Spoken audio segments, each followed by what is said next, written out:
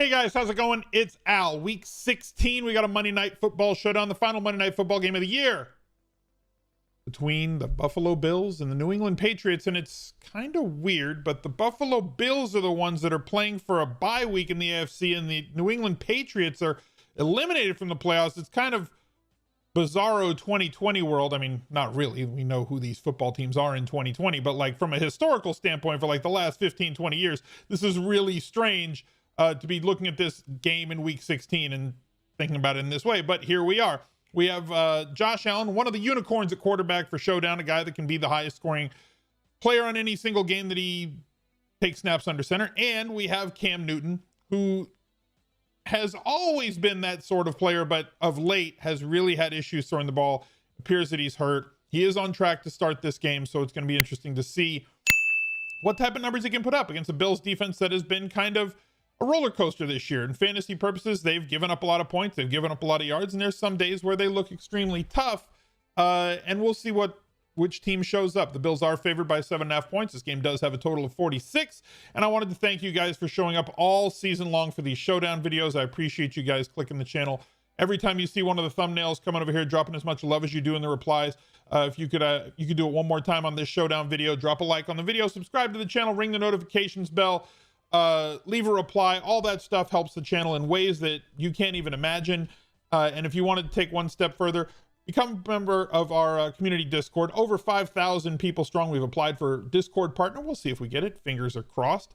If you wanted access to the subscriber only rooms in Discord, you can hit that join button, become a channel member here on YouTube, link your Discord to your YouTube channel. It takes about 6 to 8 hours, I think, for YouTube to sync with Discord. Your name will turn from white to red in the Discord, and you'll see all of those glorious sub-only channels. We have plenty of mods in the Discord to help you out if you're having issues with it. So definitely jump over to the Discord, because as basketball season is here, and I know that a lot of you guys are trying out NBA for the first time, we have plenty of videos in the how to win on Daily Fantasy NBA.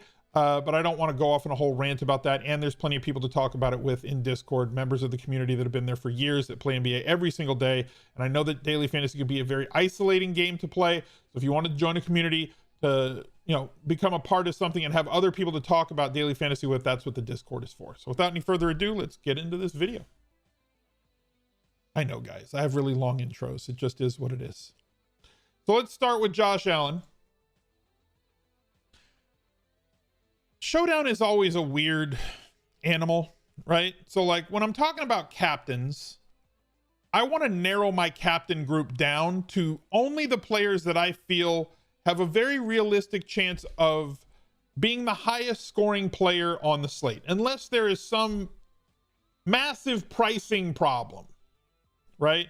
That, like Richie James, for example, the one from this year where it's like, okay, it was viable to have a really cheap player in captain because you knew he was going to get a lot of targets and a lot of run, play a lot of snaps.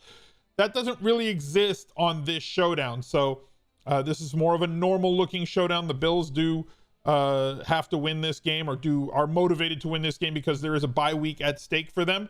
If they win this week, they're in the driver's seat for that, so they have to get that win so that they get the bye week, and not Pittsburgh in week 16, when everybody seems to be able to I think all the teams are going to be going on Sunday during the main slate. They haven't announced the schedule yet. It's not halftime of the Sunday night football game yet, so we don't know if there's going to be a Sunday night football game in week 17. Might have a 16 game main slate. It would be absolutely absurd on a week 17 when everybody sits. But for now, Josh Allen has to do Josh Allen things, and there aren't many other players on this slate. I think that you could go with like 4 or 5 players as far as your logical captains, one being Josh Allen, the other being Steph Diggs, who has been absolutely tremendous the entire season, but more consistently of late, with John Brown's injury being what it is, and Steph Diggs really being thrust into that alpha number 1 wide receiver, 30+% of the market share of targets sort of role that we've seen from guys like Devontae Adams, Nook Hopkins, where you have a realistic expectation of 10 to 15 targets pretty much every single week since John Brown went down.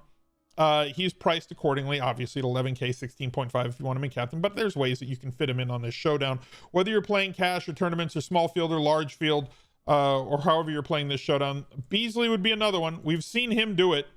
Again, 3 straight weeks of 10+ targets. and 2 games over 20 points, one at 31 against San Francisco. I believe that was the showdown game where he was the captain and the winning captain on that showdown slate. And New England's able to be beaten pretty much all over the field right now. So like they're not the same defense they were last year. Guys sat out. Offensively, they're having problems playing with shorter fields because Cam has struggled to throw recently, and he's had his own issues. Like I said, I think that arm, that shoulder is not right. He looks labored, looks beleaguered when he's throwing the ball. We do have an injury here with Harris that we're going to have to monitor. He's questionable. Pay attention to this. Again, we'll know 90 minutes before lock because of the inactives. They come out every single game. 90 minutes before lock in football. It's way different from NBA when guys can get scratched after. It's just not the way that it happens in NFL. I think I've seen one of those in the last 8 years where after inactives was it was a tight end who got hurt in pregame warmups after inactives were announced. And that was like the only time that we've seen like a late scratch, a legitimate late scratch in football. So my captain group right now looks like it's 4 guys deep, and I might get a little bit further than that. Usually I talk about a bunch of different captains and players that you can do things with, because typically on a night of showdown, there's like 6, 7, 8 potential captains that you could go with, but I just don't see that many paths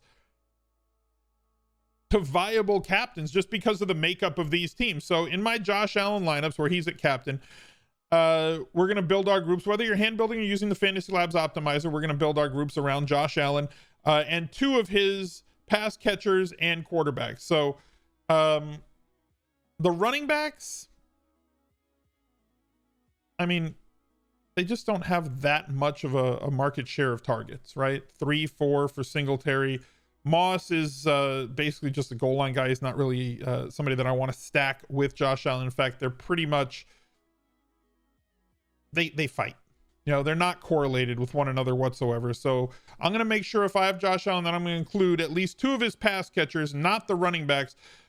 It is Josh Allen, so be sure that you get your combination of random tight ends, because there will always be a random tight end touchdown from whether it's Tyler Kroft or Dawson Knox. Josh Allen, when they get in close, he's either going to run it in or he's going to throw the ball to a tight end when they get close to the end zone. When they're further out, 10 to the 20-yard line or a little bit further out, that's when you see the Diggs and Beasley touchdowns, but he throws so many random tight end touchdowns.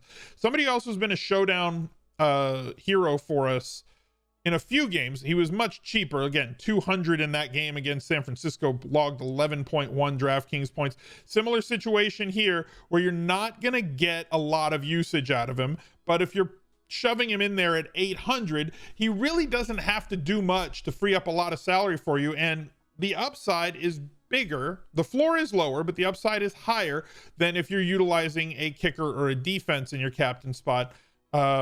Although the Buffalo defense is palatable, but again, you're paying $5,400 for a slightly higher floor, and unless they have 2 kick returns for touchdowns, it's a problem. We're going to build our opposing group for Josh Allen, basically out of everybody that we believe is viable on New England. So let's assume for the sake of this video that Harris is out, and what we're going to have to do, and then if he's in, we'll set up our if-then statements accordingly, right? If Harris is in, then I believe that he's the lead guy. If he's out, then Sony Michel should be the one to get the bulk of the carries, that first and second down work, that inside the 5 work. But that inside the 5 work is greatly muted by the fact that they do have Cam Newton, who has a ton of rushing touchdowns so far this year. It has not had as much success through the air.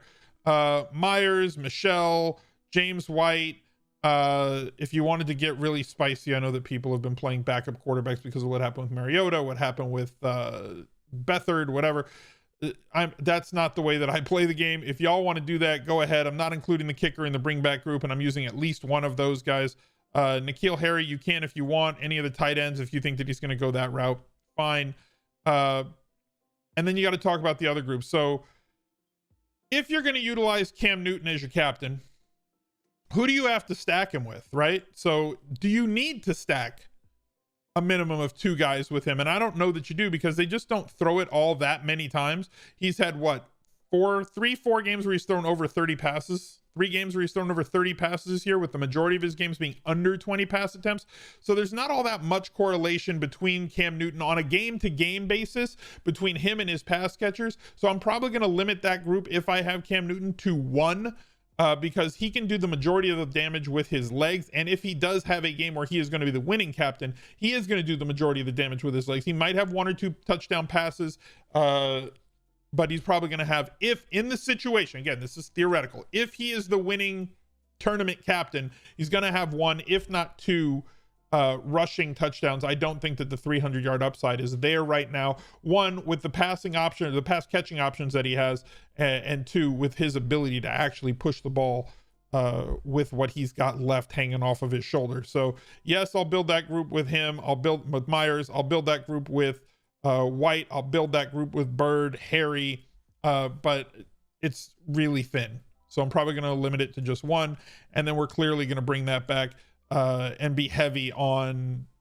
this Buffalo offense, and then we're going to have to find value. So you'll plug in at least a kicker here, or probably somebody like McKenzie. Yeldon's out with close contact with COVID-19, so that's less of an issue with which 2 running backs. He wasn't really cutting into their work anyway. So that's the way that you're going to have to figure that out. Now, when it comes to defenses and kickers, I believe that you have to tell the story that you want to tell, because Showdown, there's basic rules, but like there's a lot more leeway that you can take, right? You can take a lot more liberties with your lineup. So typically I build that extra group, right? That kicker / defense group where I'm not going to allow more than 1. Well, I don't want him at there, right? I'm not going to allow kicker at captain.